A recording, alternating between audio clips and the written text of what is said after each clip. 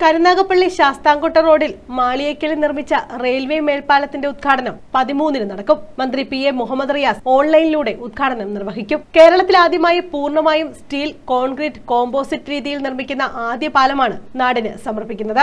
ദീർഘകാലമായി മണിക്കൂറുകളോളം ലെവൽ ക്രോസിൽ കുടുങ്ങിക്കിടന്ന ജനങ്ങളുടെ യാത്രാ ദുരിതത്തിനാണ് ഇതോടെ അവസാനമാകുന്നത്. റെയിൽവേ ക്രോസിന് മുകളിലായി റെയിൽവേ നേരിട്ട് നടത്തിയ നിർമ്മാണ പ്രവർത്തനങ്ങളുടെ അന്തിമ അറ്റകുറ്റപ്പണികളും അവസാനഘട്ട പെയിന്റിംഗ് ജോലികളും പൂർത്തിയാക്കിയാണ് പാലം ഉദ്ഘാടനത്തിന് തയ്യാറായത്. മുൻ എം.എൽ.എ. ആർ. രാമചന്ദ്രന്റെ ഇടപെടലിനെ തുടർന്ന് LDF സർക്കാരാണ് മേൽപ്പാലത്തിന് ആവശ്യമായ 33.04 കോടി രൂപ അനുവദിച്ചത്. 2021 ജനുവരി 23-ന് മുഖ്യമന്ത്രി പിണറായി വിജയൻ പാലത്തിന്റെ നിർമ്മാണോദ്ഘാടനം നിർവഹിച്ചിരുന്നു. 547 മീറ്റർ നീളവും 10.2 മീറ്റർ വീതിയുമാണ് പാലത്തിനുണ്ടാവുക.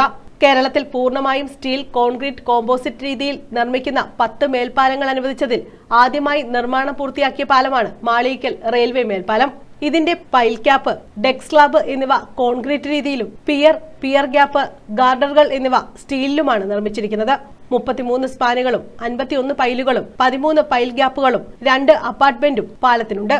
പാലത്തിനായി ഭൂമി ഏറ്റെടുക്കുന്നതിന് 11.8 കോടി രൂപയും മേൽപ്പാല നിർമ്മാണത്തിന് 26.58 കോടി രൂപയുമാണ് ചെലവഴിച്ചത്. പാലത്തിന്റെ ഉദ്ഘാടനത്തോടനുബന്ധിച്ച് CR മഹേഷ് എം.എൽ.എ. സ്ഥലം സന്ദർശിച്ചു. കേരളത്തിൽ 10 റെയിൽവേ മേൽപ്പാലങ്ങളാണ് അനുവദിച്ച് ഒരുമിച്ച് ടെൻഡറായത്, അനുവാദം കിട്ടിയത്.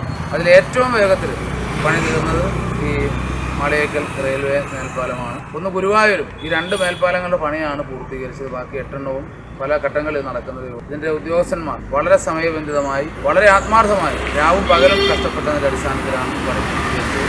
നാട്ടുകാരുടെ നല്ലൊരു വലിയ സഹകരണം ഈ പാലത്തിനുണ്ടായിരുന്നു. തൊടിയൂർ പഞ്ചായത്ത് പ്രസിഡന്റ് ബിന്ദു രാമചന്ദ്രൻ, ബ്ലോക്ക് പഞ്ചായത്ത് അംഗം സുനിത അശോക്, വാർഡ് അംഗം തുടങ്ങിയവരും MLA-ക്കൊപ്പം ഉണ്ടായിരുന്നു. News bureau, Karunagappally.